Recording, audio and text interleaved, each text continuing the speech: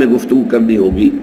اہدنا الصراط المستقیم، ہدایت در حقیقت صحیح سمت اور صحیح رخ پر زندگی گزارنے کا نام ہے۔ ظاہر بات ہے کہ سمت کا تعین ہوتا ہے نظری بنیاد پر، فکری بنیاد پر، عقلی بنیاد پر، غور و فکر کی بنیاد پر، جانا کدھر ہے۔ اہدنا الصراط، اور اس ہدایت کے بے شمار مراتب اور مراحل ہیں۔ یہ کوئی ایسی بسیط شے نہیں ہے بس دے دی تو ایک دفعہ دے دی، ساری کی ساری دے دی۔ یہ درجہ بدرجہ حاصل ہوتی ہے، لہجہ بلہجہ ملتی ہے، لمحہ بلمحہ ملتی ہے۔ ہر قدم کے بعد اگلے قدم پر ہدایت کی ضرورت ہے، اس کے بعد اس سے اگلے قدم پر پھر ہدایت کی ضرورت ہے۔ قرآن مجید میں سورہ محمد صلی اللہ علیہ وسلم میں فرمایا والذین اہتدوا زادہم ھدی وآتاہم تقواہم، جو لوگ ہدایت پر آ گئے اللہ نے ان کی ہدایت میں اضافہ کر دیا۔ اس ہدایت میں مسلسل اضافہ ہوتا چلا جاتا ہے، فکری اور نظری اعتبار سے بھی اور عملی اعتبار سے بھی۔ چنانچہ ہدایت یہ بھی ہے جیسے کہ آپ سے کوئی شخص اگر کوئی اجنبی آپ کی آبادی میں آیا ہے، کوئی پتہ پوچھ رہا ہے، ایک تو یہ کہ آپ نے اسے بتا دیا فلاں جگہ پر ہے یہ مقام، جو ہے جو مکان تم تلاش کر رہے ہو یا جو جگہ یا دفتر، اور آپ نے خوب اس کا نقشہ بھی کھینچ دیا، بتا دیا ادھر سے ادھر، ادھر سے ادھر جانا ہے، پھر فلاں گلی میں مڑنا ہے، فلاں سڑک پر جانا ہے۔ یہ بھی ہدایت کا ایک مرحلہ ہے، اس کو بھی ہدایت کہیں گے، یہ بھی ایک رہنمائی ہے۔ ایک رہنمائی یہ ہے کہ آپ اس کے ساتھ چل پڑے اور اسے منزل تک پہنچا دیا، یہ ہے تکمیل ہدایت۔ اسی لیے جب اہل جنت جنت میں داخل ہوں گے تو ان کے زبانوں پر جو ترانہ جاری ہوگا الحمدللہ الذی ہدانا لہذا وما کننا لنہتدی لولا ان ہدانا اللہ، کل شکر کل ثنا اس اللہ کے لیے ہے جس نے ہمیں یہاں تک پہنچا دیا، اس جنت تک پہنچا دیا۔ ہدایت کا وہ تکمیلی مرحلہ ہدانا لہذا، یہاں تک ہمیں پہنچا دیا، وما کننا لنہتدی لولا ان ہدانا اللہ، اور ہم ہرگز نہ ہوتے ہدایت پانے والے اگر اللہ ہی نے ہمیں ہدایت نہ دی ہوتی۔ اب میں ذرا چاہتا ہوں کہ چونکہ ہم یہ بحثیں کچھ کر چکے ہیں اس سے پہلے، پھر ذہن میں تازہ کر لیجئے۔ ہدایت کے ویسے تو کوانٹیٹیٹیولی تو درجات بے شمار ہوں گے ہر لحظہ، لیکن یہ کہ دو ہم اس کو درجوں میں یا قسموں میں تقسیم کر سکتے ہیں ہدایت کو۔ ایک ہے ہدایت نظری، فکری، علمی۔ اس کے بارے میں ہم یہ دیکھ چکے ہیں کہ یہ فطرت انسانی میں ودیعت شدہ ہے۔ اللہ کا علم، اللہ کی محبت، یہ فطرت اللہ ہے جس پر کہ اللہ نے انسانوں کو پیدا کیا، تو موجود تو ہے جیسا کہ ہم دیکھ چکے۔ سورہ فاتحہ میں بھی تو آغاز یہاں سے ہو رہا ہے کہ ایک شخص اعتراف کر رہا ہے الحمدللہ رب العالمین، یہاں تک تو پہنچا ہوا ہے، جس کی مثالیں ہم دیکھ چکے ہیں۔ حضرت لقمان کی مثال قرآن مجید میں آئی ہے، اور دوسری بے شمار مثالیں، سلمان فارسی کی مثال ہو، یا آپ کو معلوم ہے کہ حضرت زید ابن عمرو ابن نفیل، حضرت سعید کے والد، جو بہنوئی تھے حضرت عمر کے، تو یہ ہدایت جو تھی ان کی فطرت کے اندر وہ ابھر کر آ گئی تھی۔ حضرت عثمان، حضرت ابو بکر، انہوں نے کبھی کسی بت کو سجدہ نہیں کیا۔ میں خاص طور پر نام نہیں لے رہا حضور کا صلی اللہ علیہ وسلم، کہ حضور کا معاملہ تو یہ ہے کہ وہ اللہ تعالیٰ کی خصوصی پروٹیکشن میں تھے، لیکن آپ کے اخلاق عالیہ پہلے سے موجود تھے، اور آپ نے توحید کامل آپ کے اندر موجود تھی، آپ نے کبھی بھی کسی بت کو سجدہ نہیں کیا۔ تو فطرت سلیمہ اور عقل سلیم، یہ دو الفاظ ہم نے بار بار استعمال کیے ہیں، ان سے انسان علمی، نظری، فکری ہدایت تک تو خود بھی پہنچ سکتا ہے، لیکن اس میں وحی کے ذریعے سے جو مزید ہدایت ملتی ہے، ایک تو یہ کہ اس کے اندر یقین کی گہرائی اور مزید ہو جاتی ہے، پختہ ہو جاتی ہے۔ یعنی یہ کہ انسان سوچتا ہے ہاں ایسا ہوگا، ہونا چاہیے، یہ بات تو یوں ہی ٹھیک بیٹھتی ہے، لیکن ایک ہے ہوگا سے ہے تک ز عشق تاب صبوری 1000 فرسنگست، 1000 میل کا فاصلہ ہے۔ میں نے سادہ سی مثال پہلے بھی دی تھی کہ آپ سے بے شمار لوگ کہتے ہیں کہ چینی میٹھی ہوتی ہے، میٹھی ہوتی ہے، میٹھی ہوتی ہے، میٹھی ہوتی ہے، آپ نے نہیں چکھی آج تک۔ آپ کہیں گے بھائی میٹھی ہوگی، آخر اتنے لوگ مجھے کاہے کو دھوکہ دینا چاہیں گے، کیوں جھوٹ بولیں گے؟ گمان غالب ہے جب اتنے لوگ کہہ رہے ہیں کہ میٹھی ہوگی، میٹھی ہے تو میٹھی ہوگی، لیکن جب آپ چکھ لیتے ہیں تو آپ کہتے ہیں ہے میٹھی ہے۔ اس ہوگی سے ہے تک زمین و آسمان کا فرق واقع ہوتا ہے۔ تو وہ ایمان جو ہے کے درجے میں قائم ہوتا ہے، وہ وہی ہے آسمانی کے ذریعے سے۔ نمبر 2، اس میں تفاصیل جو ہے، تفاصیل کا رنگ تو وہی کے ذریعے سے آیا۔ اللہ تعالیٰ کے اسماء، اللہ کی صفات، پھر ملائکہ کا وجود، ظاہر بات ہے کہ وہ ہمارے عقل کے ذریعے سے اس کی دریافت نہیں ہو سکتی۔ پھر جو عالم آخرہ کے حقائق ہیں، جنت اور دوزخ ہیں، یہ ساری چیزیں جو ہے یہ در حقیقت وہی نبوت کے ذریعے سے انسان کو معلوم ہوتی ہے۔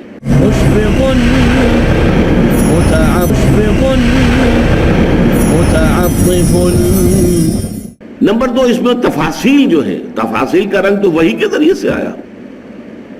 اللہ تعالیٰ کے اسماء، اللہ کی صفات، پھر ملائکہ کا وجود، ظاہر بات ہے کہ وہ ہمارے عقل کے ذریعے سے اس کی دریافت نہیں ہو سکتی۔ پھر جو عالم آخرہ کے حقائق ہیں، جنت اور دوزخ ہیں، یہ ساری چیزیں جو ہے یہ در حقیقت وہی نبوت کے ذریعے سے انسان کو معلوم ہوتی ہے۔ اور اس میں جو عام لوگ ہیں دوسرے، جن کی فطرت سلیمہ اتنی بیدار اور سلیم نہیں ہوتی، اور جن کی عقل سلیم جو ہے وہ اتنی چاق و چوبند نہیں ہوتی، ان کے دلوں پر سے زنگ اتارنے کا کام وہی کرتی ہے۔ تو جن لوگوں کا وہ عقل سلیم اور فطرت سلیمہ کا معاملہ جن کا ٹھیک ہے، ان کے تو گویا کہ فطری طور پر ان کے اپنے اندر سے یہ ہدایت ابھر کر آ گئی ہے۔ وہ خود اپنے زبان سے کہہ رہے ہیں الحمدللہ رب العالمین الرحمن الرحیم مالک یوم الدین ایاک نعبد و ایاک نستعین اہدنا الصراط المستقیم۔ ایسے لوگوں کے لیے جو ہدایت درکار ہے وہ ہدایت عملی ہے۔ ہدایت عملی کے بھی 2 پہلو ہیں، 2 درجے ہیں۔ جہاں تک تو انسان کی انفرادی زندگی کا تعلق ہے، اس کے ضمن میں بھی اللہ تعالیٰ نے ہمیں بتایا کہ نفس انسانی میں نیکی اور بدی کی پہچان ودیت کر دی گئی ہے۔ وَنَفْسٍ وَمَا سَوَّاهَا، یہ نفس انسانی شاہد ہے، اور جو اسے تیار کیا ہے، برابر کیا ہے، اسے بنایا ہے، نکھارا ہے، سنوارا ہے۔ فَأَلْهَمَهَا فُجُورَهَا وَتَقْوَاهَا، اور پھر اس میں فجور اور تقوی کا علم الہامی طور پر ودیت کر دیا۔ لیکن اس میں بھی انفرادی طور پر، انفرادی عملی ہدایت میں بھی ایک اور مرحلہ آ جاتا ہے۔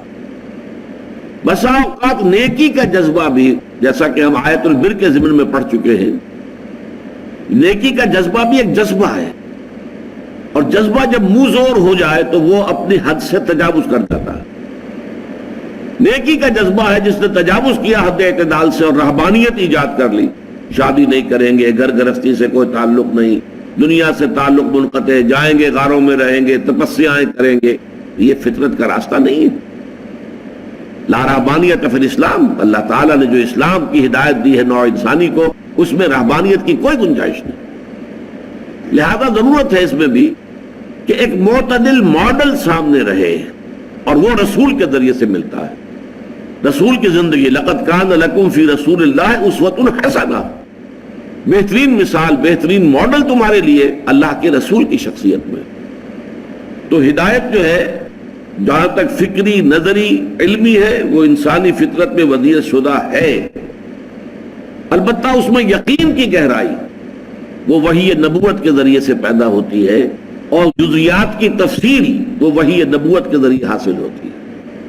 عملی اعتبار سے انفرادی سطح پر انسان کا اپنا نفس جو ہے وہ صحیح گواہی دیتا ہے۔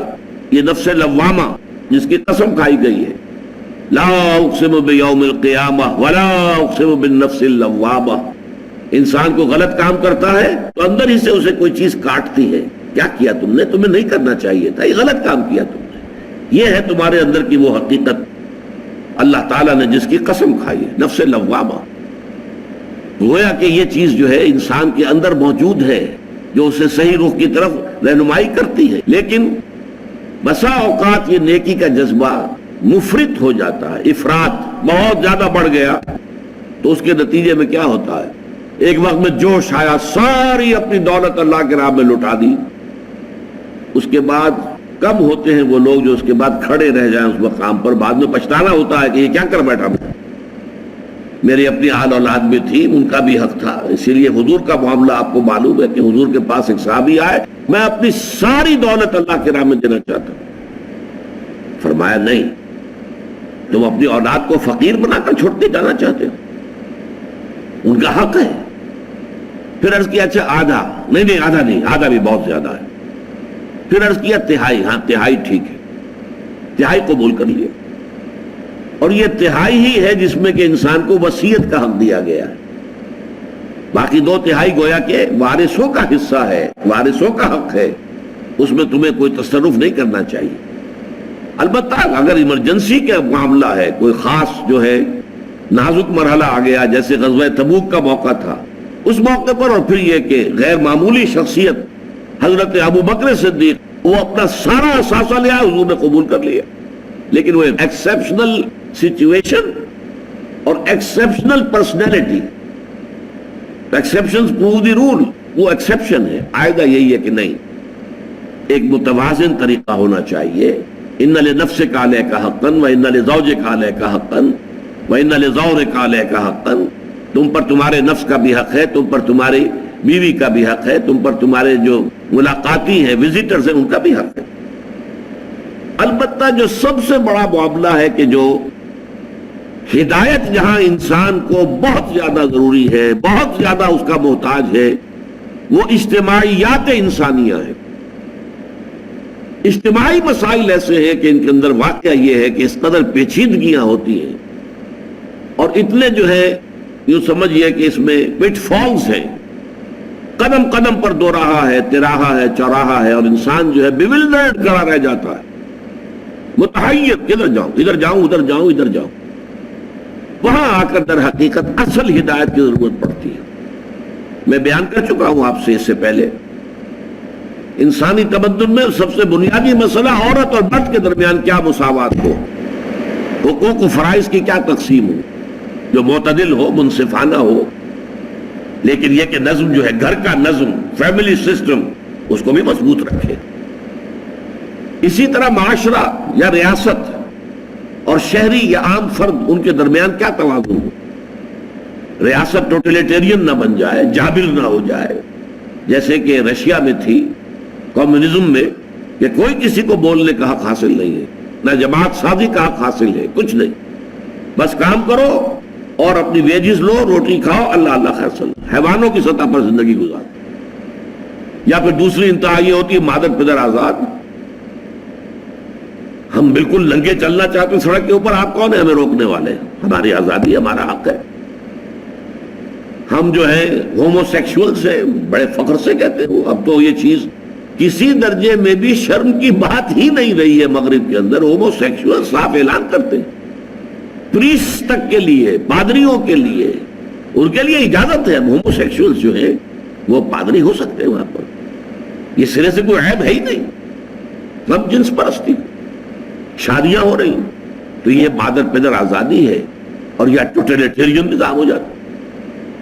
اسی طرح سرمایہ اور مزدور، ظاہر بات ہے کہ مزدور تو اپنی مصلحتیں دیکھتا ہے، سرمایہ دار جو ہے وہ اپنی مصلحت دیکھتا ہے، ان درمیان توازن کیا ہو؟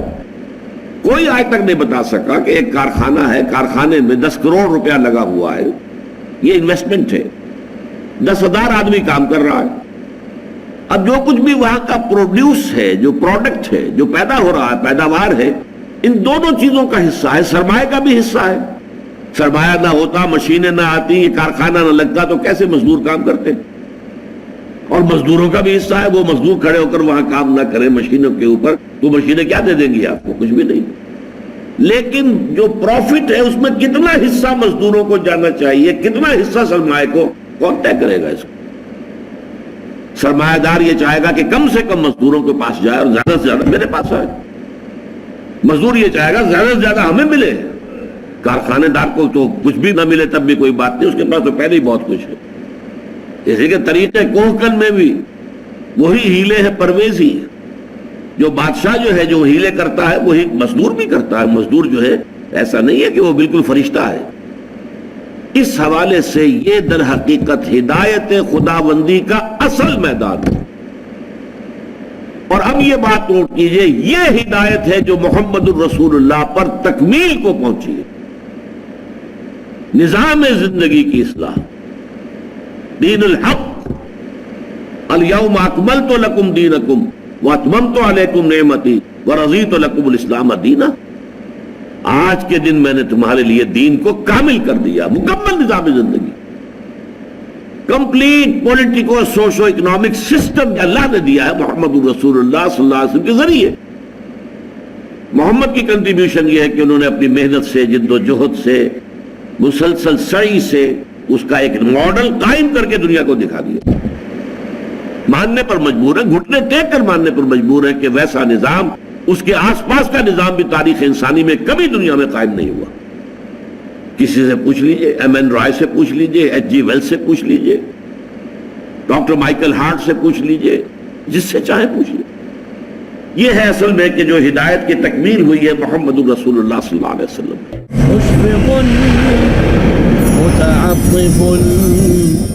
الیوم اکملت لکم دینکم واتممت علیکم نعمتی ورضیت لکم الاسلام دینا۔ آج کے دن میں نے تمہارے لیے دین کو کامل کر دیا، مکمل نظام زندگی، complete politico socio economic system Allah نے دیا ہے محمد الرسول اللہ صلی اللہ علیہ وسلم کے ذریعے۔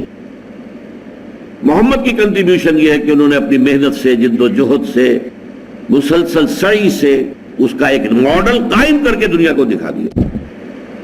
ماننے پر مجبور ہے، گھٹنے ٹیک کر ماننے پر مجبور ہے کہ ویسا نظام، اس کے آس پاس کا نظام بھی تاریخ انسانی میں کبھی دنیا میں قائم نہیں ہوا۔ کسی سے پوچھ لیجئے، ایم این رائے سے پوچھ لیجئے، ایچ جی ویلس سے پوچھ لیجئے، ڈاکٹر مائیکل ہارٹ سے پوچھ لیجئے، جس سے چاہے پوچھ لیجئے۔ یہ ہے اصل میں کہ جو ہدایت کی تکمیل ہوئی ہے محمد الرسول اللہ صلی اللہ علیہ وسلم۔ دوسری بات یہ نوٹ کیجئے کہ یہاں صراط کا لفظ آیا، اہدنا الصراط المستقیم۔ صراط راستے کو کہتے ہیں، چلنا۔ اسی لیے میں نے آپ سے عرض کیا کہ در حقیقت یہاں جو ہدایت جو مانگی جا رہی ہے، جو طلب کی جا رہی ہے، جس کی دعا کی جا رہی ہے، جس کی استدعا کی جا رہی ہے، وہ ہدایت عملی ہے۔ چلتے ہوئے انسان کو آگے دو راہ آ گیا، اب کدھر جاؤں کدھر نہ جاؤں، کون بتائے؟ ذرا سا ٹیڑھ ہو گیا تو اب آپ کو معلوم ہے کہ ذرا سا آپ نے اینگل جو ہے غلط جو لے لیا، اب جتنا آگے بڑھیں گے وہ صراط مستقیم سے دور تک ہوتے چلے جائیں گے۔ جتنا آگے بڑھیں گے، اینگل زاویہ جہاں شروع ہوتا ہے تو وہاں تو گویا کہ ملے ہوئے دونوں نقطے، لیکن پھر جیسے جیسے آگے جائیں گے آپ کو پھیلتا جائے گا فاصلہ۔ یک لہذا غافل گشتبو سرسانہ راہم دور شد، فاصلہ جو ہے بڑھتا چلا جائے۔ اہدنا الصراط المستقیم، قرآن مجید میں صراط کی 45 مرتبہ یہ لفظ آیا ہے، جس میں سے 32 مرتبہ اس میں اس کی صفت آئی ہے المستقیم، سیدھا سیدھا راستہ۔ لیکن اور بھی اس کے لیے صراطاً سویّا، درمیانی راستہ، جیسے خط استوا ہے ہمارا جو گلوب کو بالکل برابر دو حصوں میں تقسیم کر دیتا ہے، ایسے ہی صراطاً سویّا، ایک بالکل درمیان کے درجے کا راستہ۔ یہ دونوں ایکسٹریمز ہیں، افراط اور تفریط۔ ادھر جائیں گے تو بھی غلط ہے، ادھر جائیں گے تو بھی غلط، سیدھا راستہ تیر کی طرح۔ کہیں سوا صراط بھی کہا گیا ہے۔ پھر ایک اور لفظ قرآن مجید میں آتا ہے سبیل، قصد السبیل، وعلی اللہ قصد السبیل ومنہا جائر۔ سیدھا درمیانی راستہ تو اللہ تک پہنچا دیتا ہے، باقی ادھر ادھر پگڈنڈیاں بھی ہیں۔ سوا السبیل کا لفظ بھی آیا ہے، درمیانی راستہ۔ السبیل، السبیل الف لام کے ساتھ، دی پاتھ، دی وے۔ پھر سبیل اللہ، اللہ کا راستہ۔ اور یہ تو قرآن مجید کی بہت بڑی اصطلاح ہے، جاہدوا فی سبیل اللہ، سبیل الرشاد، کامیابی کا راستہ۔ تو اہدنا الصراط المستقیم، اے رب ہمیں ہدایت بخش، ہمیں دکھا، ہمیں سمجھا، ہمیں چلا اور ہمیں پہنچا دے منزل مقصود تک۔ یہ ہدایت کے اندر یہ ساری چیزیں شامل ہیں، اور یہ ہدایت ہمیں ہر لحظہ درکار ہے، ہر آن درکار ہے۔ یہ ایسا نہیں ہے کہ بس ایک وقت میں دے دی گئی اور مکمل ہو گئی۔ اب اس صراط المستقیم کی جو ہے تشریح آ رہی ہے، صراط الذین انعمت علیہم۔ اب یہ بدل ہے اسی کا، یہ علیحدہ جملہ نہیں ہے، میں نے عرض کیا یہ تینوں آیتیں مل کر ایک جملہ بنتی ہے۔ راستہ ان کا جن پر تیرا انعام ہوا۔ اب یہاں تو اس چیز کو مجملاً بیان کیا گیا، سورہ فاتحہ ہے، چھوٹی سی سورت ہے، اس میں تفصیل تو ممکن نہیں ہے، لیکن سورہ نساء میں اس کو کھول دیا گیا۔ منعم علیہم کون ہے؟ انعام، نعمتیں اللہ کی کن پر ہوئی؟ فرمایا وَمَن يُطِعِ اللَّهَ وَالرَّسُولَ فَأُولَٰئِكَ مَعَ الَّذِينَ أَنْعَمَ اللَّهُ عَلَيْهِمْ مِنَ النَّبِيِّينَ وَالصِّدِّيقِينَ وَالشُّهَدَاءِ وَالصَّالِحِينَ۔ یہ چار طبقات ہیں منعم علیہم کے، جن پر اللہ کا انعام ہوا۔ سب سے اونچا طبقہ انبیاء کرام، اللہ تعالیٰ کا بڑا انعام ہوا ہے ان پر، بڑا احسان ہوا ہے، جیسے کہ حضور کے بارے میں فرمایا ان فضلہ کان علیک کبیرا، اے محمد آپ پر تو اللہ کا فضل بہت بڑا ہوا ہے۔ پھر ایک ہے صدیقین، یہ کون ہوتے ہیں؟ کوئی سلیم الفطرت سلیم العقل لوگ جو خود بھی قریب قریب پہنچے ہوئے ہیں، لیکن جب نبی کہتا ایسا ہے جیسے تمہاری فطرت کہہ رہی ہے، جدھر تمہاری عقل اشارے کر رہے، یہی حقیقت ہے، اور وہ فوراً ایمان لاتے، انہیں دیر نہیں لگتی۔ جیسے ابو بکر صدیق، صدیق اکبر ہیں ابو بکر رضی اللہ تعالی عنہ، الصدیقۃ الکبریٰ ہیں حضرت خدیجہ الکبریٰ رضی اللہ تعالی عنہ۔ یہ وہ ہستیاں ہیں جنہیں ایمان لانے میں، حضور کی تصدیق کرنے میں ایک لحظہ نہیں لگا۔ حضور فرماتے ہیں میں نے جس شخص کے سامنے بھی ایمان کی دعوت رکھی، اس نے کچھ نہ کچھ تردد ضرور کیا، سوچا، توقف کیا، سوائے ابو بکر کے کہ جیسے ہی میں نے کہا فوراً تصدیق کر دی۔ کیوں؟ دیکھنا تقریر کی لذت کہ جو اس نے کہا میں نے یہ جانا کہ یہی میرے دل میں تھا، اس لیے کہ وہ صدیقین، وہ سلیم الفطرت اور سلیم العقل لوگ خود وہی پہنچے ہوئے ہوتے ہیں۔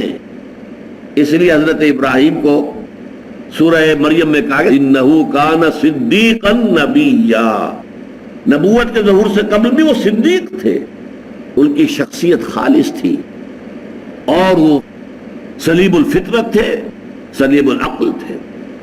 اس کے بعد دوسرا درجہ شہداء کا ہے۔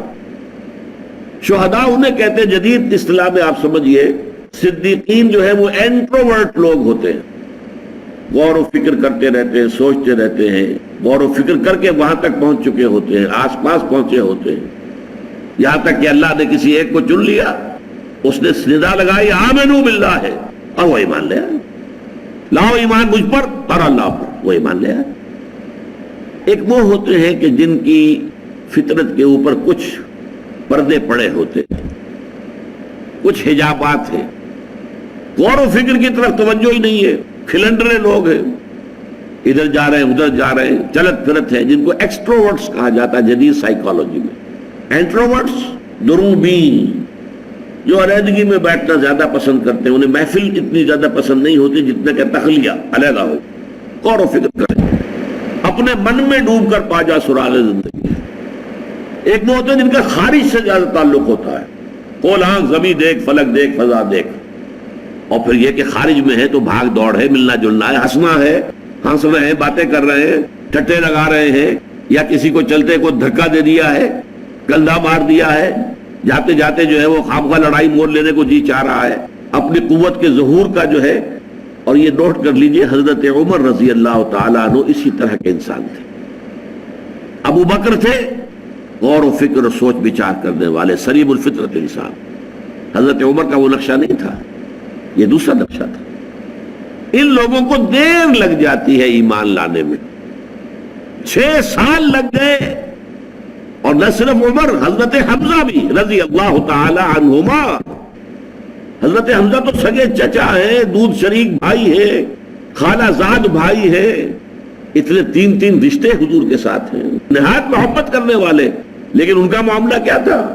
سیر اور شکار، بس نکل گئے صحرا کے اندر، کئی دن جو ہے گھوم رہے ہیں، شکار کر رہے ہیں، گوشت کھا رہے ہیں، اور بہت دنوں کے بعد آ گئے گھر. انہوں نے سوچا ہی نہیں کبھی کہ یہ کیا کہہ رہا ہے میرا بھتیجا، اس کی دعوت کیا ہے، یہ کیا ہوا ہے اس کو، کچھ نہیں. یہ لوگ جو ہوتے ہیں ان کے اوپر جو غلاف ہوتا ہے، جو ان کی اپنی شخصیت اور اپنی فطرت سلیمہ کے گرد جو غلاف آ گیا ہے، وہ پنکچر ہوتا ہے کسی جذباتی اپیل سے، عقلی اپیل سے نہیں، جذباتی اپیل سے. عقلی تو ان کا مزاج ہی نہیں، نظریہ فکری اور عقلی تو مزاج ہی نہیں، لہذا کوئی عقلی دلیل انہیں اپیل نہیں کر سکتی. ان کو جذبات تھے. جذبات کیا تھے؟ حضرت حمزہ آئے ہیں شکار سے واپس گھر نہیں پہنچے ہیں کہ وہی کنیز اس نے کہا آج تو ابو جہل نے آپ کے بھتیجے کے ساتھ بہت برا سلوک کیا، یعنی حضرت محمد کے ساتھ صلی اللہ علیہ وسلم. اچھا ابو جہل نے کیا؟ گھر میں نہیں داخل ہوئے، سیدھے پلٹے جہاں اس کی بیٹھک تھی، اس کا اوتاق جسے کہتے ہیں سندھ میں، پہنچ گئے. وہ بیٹھا تھا اپنے لوگوں کے اندر. تم نے آج محمد کے ساتھ یہ کیا ہے. ایک اپنی کمان سر پر ماری، سر پھٹ گیا ابو جہل کا. اور پھر اس کے بعد کہتے ہیں اچھا لو میں اس پر ایمان لایا، آؤ میدان میں اب تم. یہ ہے ایمان کا واقعہ، جذباتی سطح. ورنہ 6 سال تک سوچا ہی نہیں یہ محمد کیا رہا ہے صلی اللہ علیہ وسلم، میرا بھتیجا، میرا دودھ شریک بھائی، میرا بچپن کا کھیلا ساتھی، ہم جولی، یہ کیا کہہ رہا ہے، پرواہ نہیں. اسی طرح حضرت عمر کا معاملہ ہوا. وہ تو چلے تھے تلوار ننگی لے کر حضور کو قتل کرنے کے لیے. یہ قصہ پاک کر دوں گا. اب یہ ساری کلکل جو ہمارے معاشرے میں ہو گئی ہے، اولاد والدین سے کٹ گئی، بھائی بھائی سے کٹ گئے، بیوی شوہر سے جدا ہو گئی، شوہر بیوی سے علیحدہ ہو گیا، یہ کلکل ہو گئی ہے ہمارے معاشرے میں. اب میں اس کو معاملہ صاف کر دوں گا. وہی 6واں سال ہے نبوت کا. ایک شخص نے بیچ میں حضرت حذیفہ ابن عتبہ رضی اللہ تعالی عنہ، بہت ہی فہیم ذہین، انہوں نے پوچھا کدھر جا رہے ہیں. انہیں معلوم نہیں تھا حضرت عمر کو کہ یہ بھی ایمان لایا ہوا ہے. کہا میں آج جا رہا ہوں، آج یہ چکر ختم کر دوں گا، میں قتل کر دوں گا محمد. انہوں نے رخ موڑا. تمہاری تو اپنی ہمشیرہ اور تمہارے بہنوں ایمان لا چکے، پہلے ان سے تو نپٹو. بس وہ آگ بگولا ہے میری بہن فاطمہ اور میرا بہنوئی سعید ابن زید، وہ ایمان لے آئے محمد پر. جی ہاں.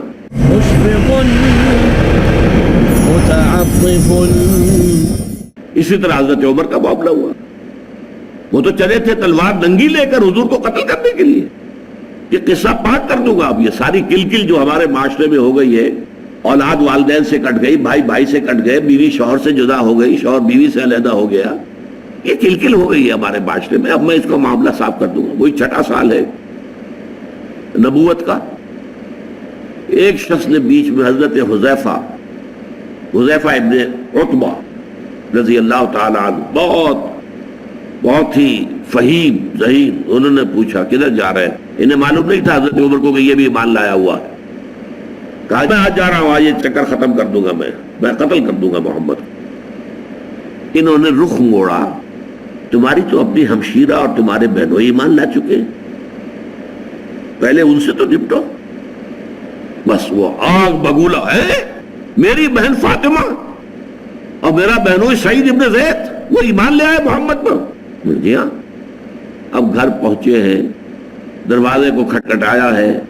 اندر جو ہے حضرت خباب بن الارت رضی اللہ تعالیٰ عنہ آئے ہوئے تھے.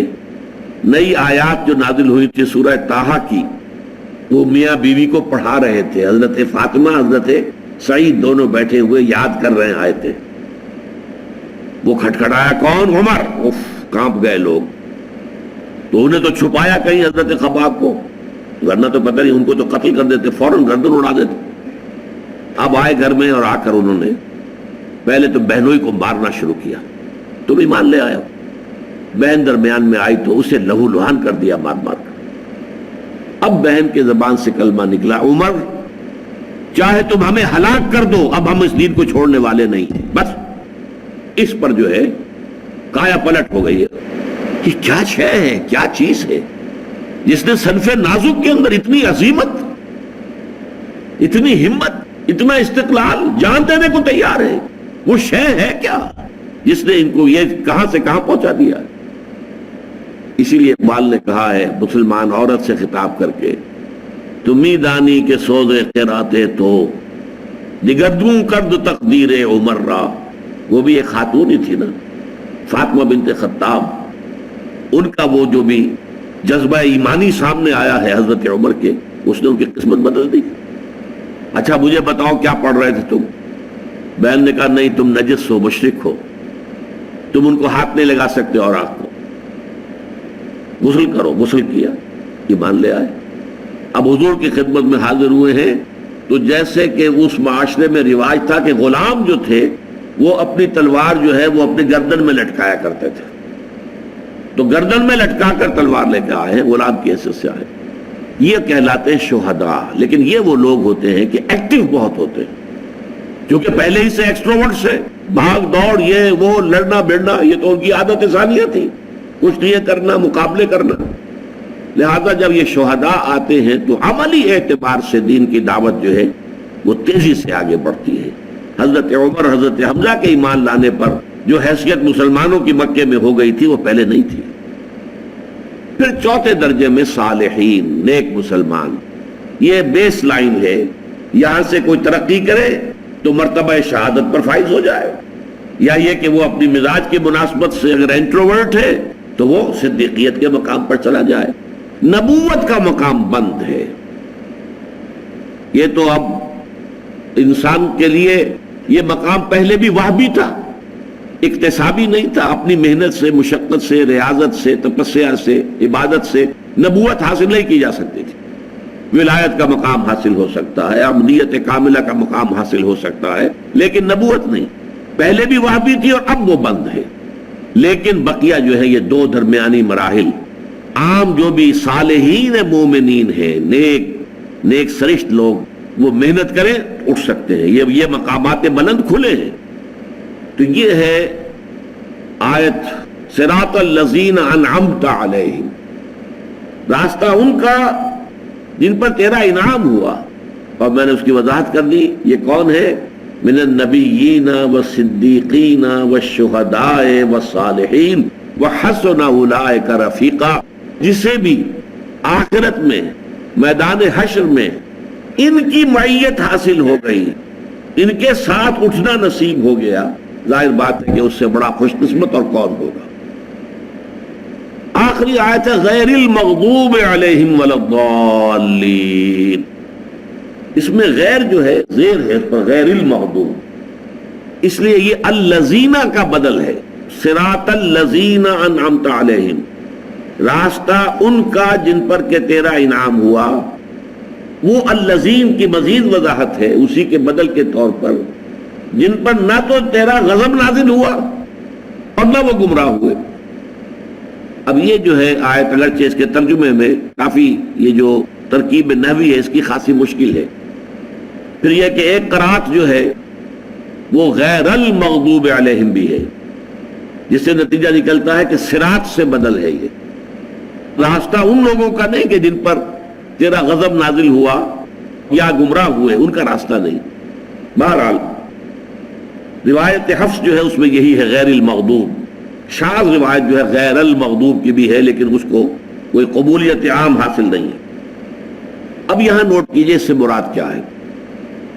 مغضوب علیہم وہ ہیں جنہیں ہدایت ملی ہو اور پھر وہ اپنی شرارت نفس کی وجہ سے اس ہدایت کو اپنے سے جدا کر دے، ہدایت سے محروم ہو جائے، ہدایت کا راستہ ترک کر دے اپنی شرارت نفس کی وجہ سے. ان پر اللہ کا غضب نازل ہو، اللہ کا غصہ، اللہ کا غضب. اور ضالین وہ ہیں جو یا تو ابھی ہدایت کے طالب ہیں، متلاشی ہیں، ہدایت ملی نہیں ہے ابھی، اور یا یہ ہے کہ وہ کسی شرارت نفس کی وجہ سے نہیں، کسی مغالطے کی وجہ سے یا کسی اچھے جذبے میں افراط پیدا ہونے کی وجہ سے گمراہ ہو گئے. ان دونوں کو فرق کو سمجھ لیجئے. ایک وہ ہے جنہیں ہدایت ملی. اب اس کی سب سے بڑی مثال یہی وجہ ہے کہ ہمارے ہاں تمام تفاسیر میں آپ کو ملے گا کہ مغضوب علیہم سے مراد یہود، ضالین سے مراد نصارہ، عیسائی. مغضوب علیہم یہود جن کے پاس کتاب تھی، تورات تھی، ہدایت ملی، اللہ تعالیٰ نے انہیں چنا، بہت اونچا مقام دیا. یا بنی اسرائیل اذکروا نعمتی التی انعمت علیکم وانی فضلتکم علی العالمین. سورہ بقرہ میں 2 مرتبہ یہ آیت آئی ہے. چھٹے رکوع کی پہلی آیت بھی یہی ہے اور 15ویں رکوع کی پہلی آیت بھی بعین ہی یہی ہے. لیکن انہوں نے اپنی شرارت نفس کی وجہ سے، اپنے دل کی گمراہی کی وجہ سے، اپنی خواہشات و شہوات کی پیروی کرنے کی وجہ سے کتاب کو اپنی پیٹھوں کے پیچھے پھینکنے کے باعث نبذ فریق من الذین اوتوا الکتاب کتاب اللہ وراء ظہورہم، اپنی پیٹھوں کے پیچھے پھینک دی اللہ کی کتاب. لہذا ان پر اللہ کا غضب نازل ہوا، اللہ تعالیٰ ناراض ہوئے، اللہ کی سزائیں ان پر نازل. ویسے تھوڑی دیر کے لیے توقف کر کے ذرا سوچ لیجئے، آج ہم مسلمان بحیثیت امت اسی مقام پر ہیں. ہمارے پاس قرآن ہے، شریعت محمدی ہے، اسوہ محمدی ہے، لیکن پوری دنیا میں کہیں کسی ملک میں مکمل اسلامی نظام ہم نے قائم نہیں کیا. آج مغضوب علیہ، میری ایک کتاب ہے سابقہ اور موجودہ مسلمان امتوں کا ماضی، حال اور مستقبل. سابقہ امت مسلمہ یہود، وہ امت ہے حضرت موسیٰ کی، انہیں دی گئی تورات، انہیں دی گئی شریعت موسوی، اور پھر ذمہ دار بنائے گئے. مثل الذین حملوا التوراۃ ثم لم يحملوها کمثل الحمار يحمل اسفارا.